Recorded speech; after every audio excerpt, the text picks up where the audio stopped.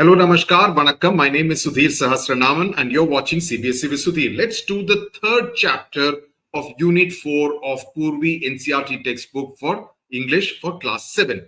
This is called Conquering the Summit, which essentially is talking about the resilience, the determination, the willpower of a mountaineer to actually climb the tallest peak in the world, Mount Everest. We've already read about how tall Mount Everest is in our geography lessons in class 6. But let's do these activities before we start with the chapter. What exactly are these different activities called? Now, this one is called paragliding. Okay, this is quite an adventure. You can actually get a drone view of that particular area. This is, of course, mountain cycling because it's on a steep surface, cycling, or we can call it mountain biking. Okay, or mountain biking. That will be another word. This is rock climbing. Rock climbing. It is sometimes also referred to as rappelling. My wife has done it on a mountain here in Telangana. So it's quite an adventure because you need to look for the right kind of crevices, some kind of uneven surface where you can kind of put your foot and then go forward. Of course, you are kind of linked with those kind of strong ropes so that you don't fall and hurt yourself. And the fourth one, we saw it in our unit 3, is called rafting. Okay, that is essentially done in a river which has a lot of heavy current. Now, these are things which you need to do in your class. These are what are the different qualities that a mountaineer needs. And you can come up with more than 6 qualities. It's not like, only 6 qualities they would have. They could have more than 6 qualities as well. Now, what are the things? First and foremost has to be physical fitness, right? If you are not physically fit, you are not going to be able to climb a mountain. Then you would need to have a lot of courage, okay, your risk-taking abilities. Then you will need to have, since you will generally be doing it as part of a team, you should have team spirit and be able to be willing to help the others. Then, of course, the determination, not to give up, determination, willpower, right? That you will not give up even in the face of adverse circumstances. Then you need to be mentally very tough. Mental toughness, right? Mentally, you need to be very tough. Then you need to be aware of different survival skills, that you need to be able to adapt to the difficult situations, climatic conditions. You need to be knowing how to survive even when the oxygen supply is less.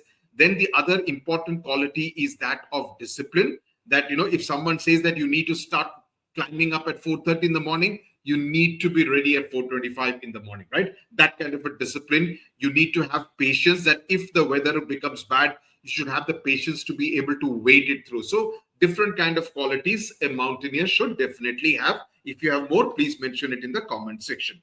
Let's now get started with the chapter. This is a story that narrates the triumph of will, courage, determination, and dedication. Now, what exactly does it mean? Now, it talks about will as in willpower, that, you decide that I want to do this. I will do my best in order to achieve what I have set my heart on. So this is a triumph. This is essentially talking about the victory of your willpower, of your courage, of your determination that I will do it, and dedication. Dedication means the ability, the will to do hard work. Arunima Sinha's journey, and this is a story of Arunima Sinha, whose photograph you see on the right hand side. Journey from a devastating accident to scaling the highest peak in the world, that is Mount Everest, stands as a beacon of hope and resilience. Now, what exactly is the word beacon mean? Beacon means a source of inspiration. Beacon means it's a light, it's a guiding light, right? And it gives us, when you read Arunima Sinha's story, it gives us a lot of hope. It tells us about resilience. Resilience essentially means that you kind of don't give up, even in the face of adversity. You recover immediately. There is something bad which happens. Suppose, let's say, you fail in an examination. One option is to just give up and say, I cannot do it. I'm going to give up this subject. I'm not going to do this subject. The other option is to say, what is a subject? I'm going to conquer it and put double the effort and manage to score 50 on 50 or 100 on 100 in the next examination. That is what is called resilience, to be able to recover quickly from a situation and not allow the circumstances to overpower you, right? So in 2011, at the age of 24, Arunima Sinha, a national level volleyball player, faced a life-altering event. Life-altering event means something which changed her life. She was a national level volleyball player. In fact, I remember last year, again, a national level player who was physically challenged was my student, and she was the first such student to take part in the class 12 exam of ISC, right? I felt very good, that someone so accomplished. The year before that, again, in a national level player was enrolled in one of my courses. So, I always feel good that, I've been able to teach such people who are kind of contributing to the country in many other ways, right? It challenged her in ways she could have never imagined. That is, this life-altering event, something very bad happened to her, as a result of which it was a challenge for her. How am I going to overcome this? How am I going to lead a normal life after this kind of an event, right?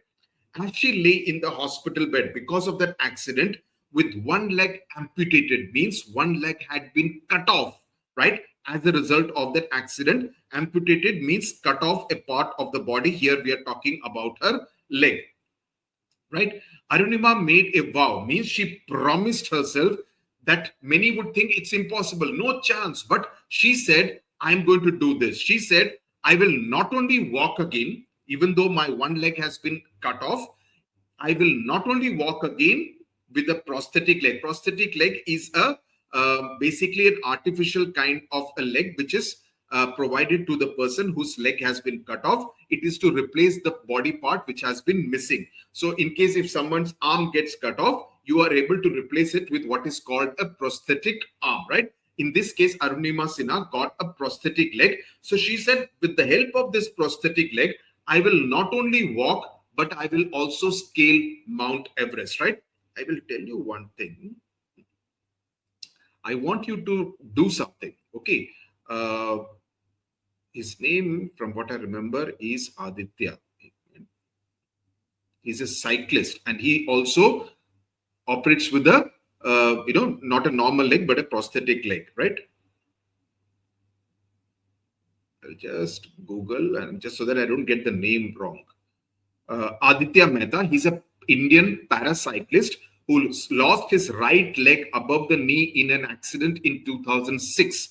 But then he went on to become a very accomplished scientist, winning medals at the Asian Paracycling Championships. He's the founder of the Aditya Mehta Foundation, which provides training and facilities for other para athletes, right? So this is something I want you to read Aditya Mehta's story so that you feel inspired, right? Now, in 2013, she did just that, becoming the first Indian female amputee to achieve this feat, that is, to climb Mount Everest. Hence, in 2015, she was awarded the Padma Shri, the fourth highest civilian award in India. You have Bharat Ratna, Padma Vibhushan, Padma Bhushan, and Padma Shri, right? She was also awarded the Tenzing Norgay National Adventure Award and National Award for Best Female Mountaineer. So you realize that she is a very highly regarded and awarded person who has done very well for herself, right?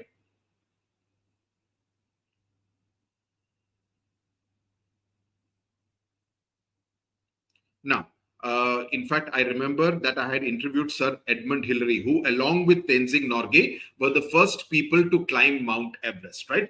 Edmund Hillary, Sir Edmund Hillary, is from New Zealand.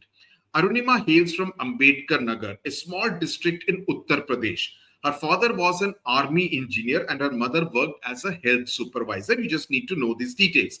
Sports were a significant part of Arunima's life, with her family having a natural inclination towards athletics. So they were kind of used to kind of, be leading a more athletic life and taking part in different kinds of events. After completing her law degree, so she completed her LLB.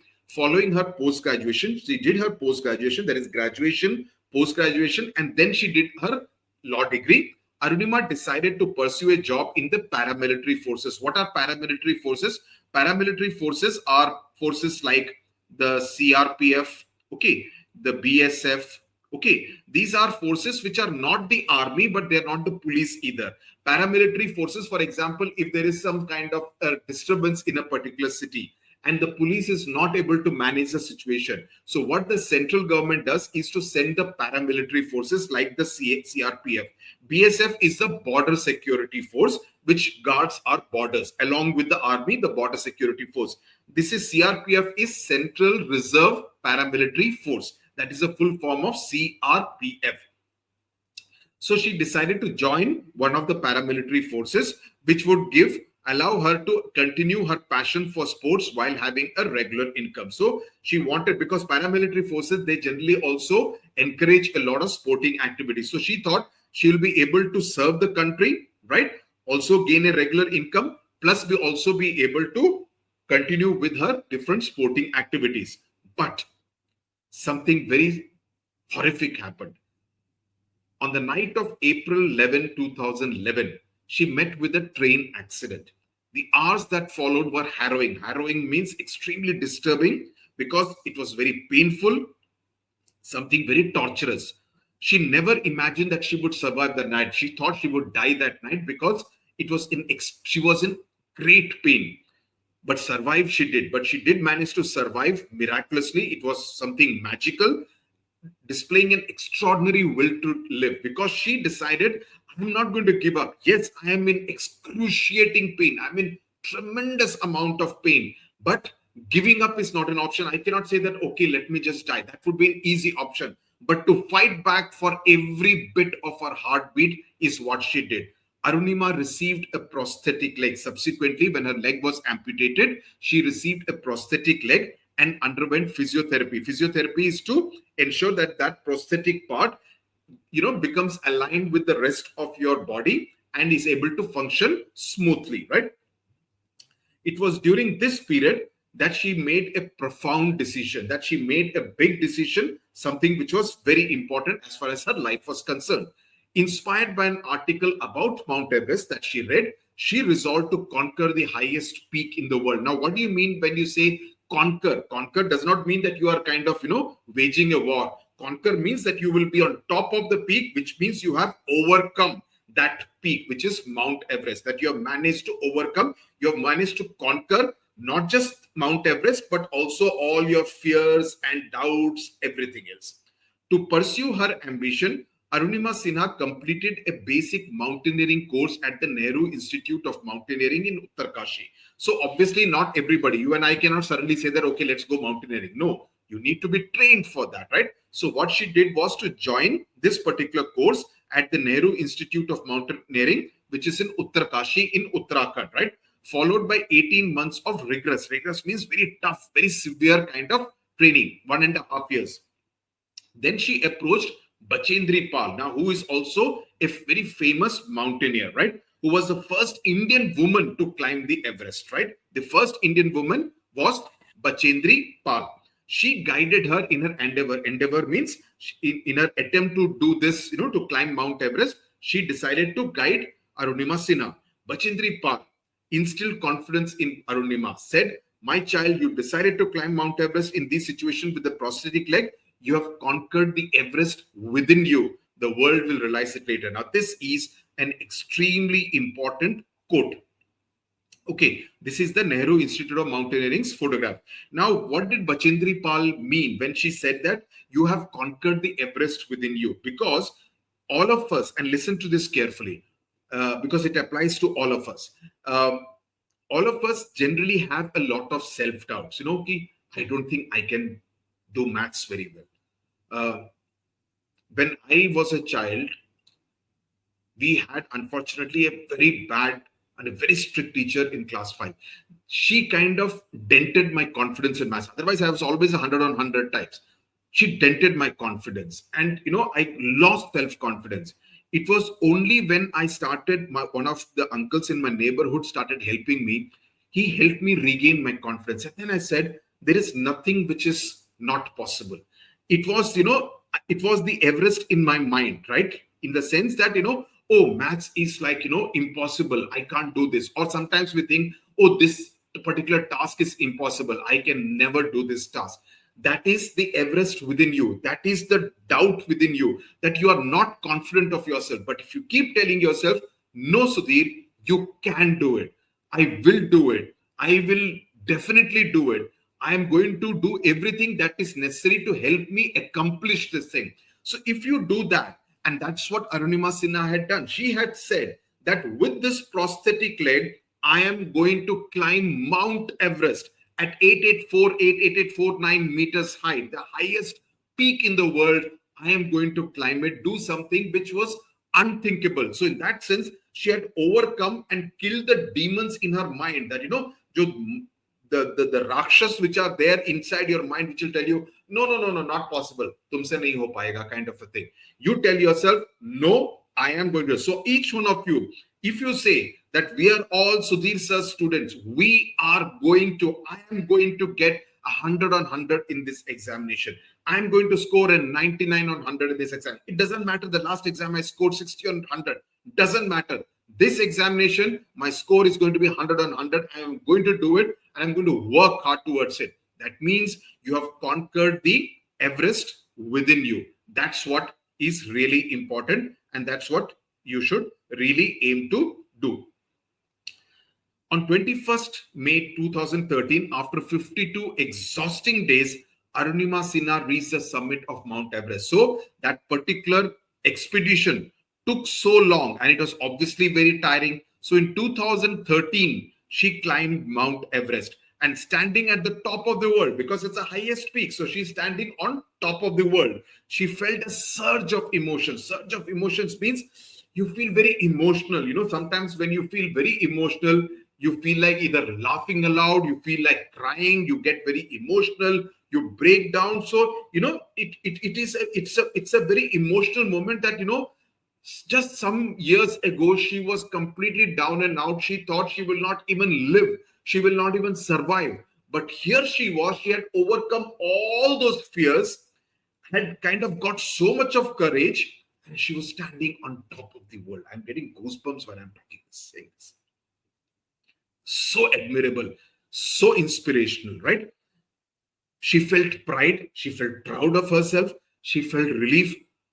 I managed to do this, and an overwhelming sense of achievement, because I wanted to do this. I managed to do this, right? She displayed the Indian flag with a lot of pride at the summit, and left behind a photograph of her idol Swami Vivekananda, right? Who's another very, very admirable and inspirational Indian, whose teachings had inspired her throughout her journey. So she had been inspired by Swami Vivekananda. Let me tell you the story of another girl called Purna. Now, Purna also climbed Mount Everest. She was what is special about Purna is that she was the youngest girl in the world to scale Mount Everest. She comes from Nizamabad district in Telangana, right? So we had done a lot of documentaries. In fact, my wife had done a full half-an-hour documentary on Purna. Very good documentary, right? And Purna is a very close friend, very inspirational. I met her at a wedding a few months back, sometime last year, and very inspirational, very cheerful girl. And, coming from, a small village in a place like Nizamabad in Telangana, to be able to do something like this is absolutely top class achievement, right? So Arunima's feat did not end with Everest. So Arunima said, okay, I've climbed Everest, that's the end of my this thing. No, she decided she's going to do more. So by July 2016, that is 3 years later, in the next 3 years, she had climbed 7 peaks in Europe, Africa, Australia, South America, North America, and of course Mount Everest in Asia. So in every continent, she had climbed different high peaks, right? In January 2019, she climbed the 7th peak on Antarctica, right? In fact, I know a couple who go to these different kind of areas and do these expeditions. Krishna and Uma Chigropati. In fact, they own a pharma company called Granules India, right? So they can very happily just continue doing their work and business, but they're also an extremely adventurous sort. So they have gone to the Arctic, to the North Pole, to Antarctica, different parts. Great couple, right? So in January 2019, she climbed the seventh peak on Antarctica and became the world's first female amputee to climb Mount Vinson, right? Her goal was to complete the 7 summits, which she achieved. So just imagine the amount of determination that Arunima has. And throughout her journey, Arunima has faced several challenges. I mean, not having a normal leg itself is a big challenge. But her story is a story about physical endurance, right? What does endurance mean? Endurance essentially means to continue doing, that you endure something, that you kind of put up with something, you suffer something, but you still continue to do something despite all the difficult circumstances. It may be difficult, but you continue doing it, and that shows your endurance. But also about mental fortitude. Fortitude is courage over a long period of time. That jo thana hai, you're not going to give up. Whatever you have thought of, and the power of a positive mindset. This I'm telling you is so very important. You always need to feel positive about yourself and the world. Try, and I know it's difficult because you tend to get angry and agitated, everything, but try and be kind to different people, because when you are kind to different people, that kindness will always come back to you. It is your karma, right? So if you have a positive mindset that I am today going to help somebody, you will feel good. The person who you help will feel good. You will also feel good. But also beyond that, you need to have a positive mindset. I am not going to give up. I am going to do this come what may. Similarly, Bachendri Pal, no, she could have said, oh, I am the first woman to climb Mount Everest. Why should I help anyone? No, she inspired Arunima Sinha. So that also shows Bachendri Pal's positive mindset. A spirit of giving, that you give. Like, I'm not comparing myself this thing, but when I kind of give my time, I'm not a teacher in any school, but I try to take out time to teach you people, because I do believe I can teach very well. I believe I can tell you lots of stories which will make the entire teaching process better and more interesting, more engaging, because I've traveled a lot. I've seen lots of things. My professions have been such that it has allowed me to go to different places. So I can tell you lots of stories, be it about a Purna, be it about an Edmund Hillary, right? So you need to have that kind of a positive mindset. Her message is always simple but profound. Profound means something very deep. Okay. Never give up and work hard. And that has to be your mantra. Be positive, never give up, and always work hard. Always say, this is my goal and I'll work towards it. So here are the different peaks, in Asia. Please remember this table, because this can come as a match the following. Everest in Asia, Aconcagua in South America, Kilimanjaro in Africa. There is a song of in a Rajnikant movie. Kilimanjaro, nane nane nanjaro, nane nane nanjaro, yaro yaro, aha, Chinmay Kasam. Then this peak in Australia, then Denali in South America, Elbrus in Europe, and Vinson in Antarctica. Okay, so just imagine what a fantastic feat. Arunima wrote her own book, her autobiography. Biography is when you write someone's book. Autobiography, for example, this book called Purna has been written by this lady called Aparna Thota. So she has written a biography. But if Purna wrote her own book, that would be known as an autobiography. Arunima has written her own book. Is called Born Again on the Mountain, a story of losing everything and finding it back. Now, what's the significance of this title? Born Again means that she thought she was dead in that train accident, and she thought she was born again on the mountain, right? It gave her a second birth, right? That's what is the meaning of the title. A story of losing everything. She lost her leg. She thought she was completely down and out. She could have spent her entire life lying on the bed, but she found it back. That's the significance of the title. Records her incredible, amazing journey to the top of the world. It's a story of triumph. Triumph means victory over adversity. Adversity is something which is a very difficult situation. A testament means it is proof. It's a testament. If you come first, that is a testament to your hard work. Means it is a proof of your hard work, right? to the human spirit's capacity to rise above the most challenging circumstances. That, if we decide we are going to do this, we will do this. She was conferred, means she was awarded with the honorary doctorate by the University of Strathclyde in Glasgow in UK. In her words, failure is not when we fall short of achieving our goals. No. If we fail, sometimes we feel, "Main itna mehnat kiya, fir bhi I got only 87 out of 100. Doesn't matter.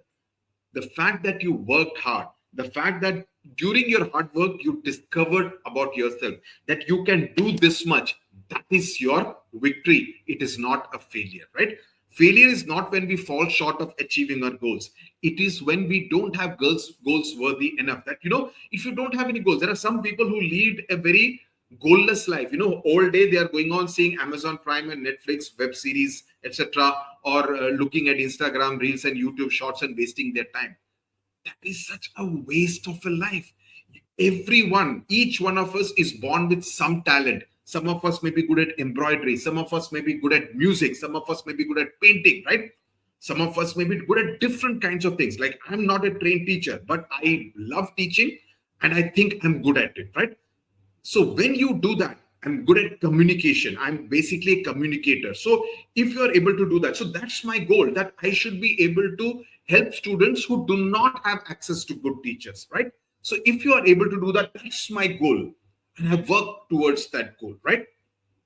Without charging any money. That makes it even more worthy, that, you provide that free education to students who need that education. So never forget your goal, respect that goal, work hard, and you will be the winner. So every student, whenever any student scores high marks and writes to me saying that, "Sir, I saw your videos, it helped me score this much," for me, that's the victory. So I end up scoring so many victories. For me, that is the ultimate goal. Similarly, for Arunima, she didn't say that, "Oh, my leg is this thing," playing victim card, "Oh, I am a victim, oh, mera train accident ho gaya, the train accident happened. If not for the train accident, I would have been so good. I could have done this thing." She did not sit down and say that. She decided, okay, I've got a prosthetic leg. It's still a leg. I will manage it and climb Mount Everest and other peaks all over the world.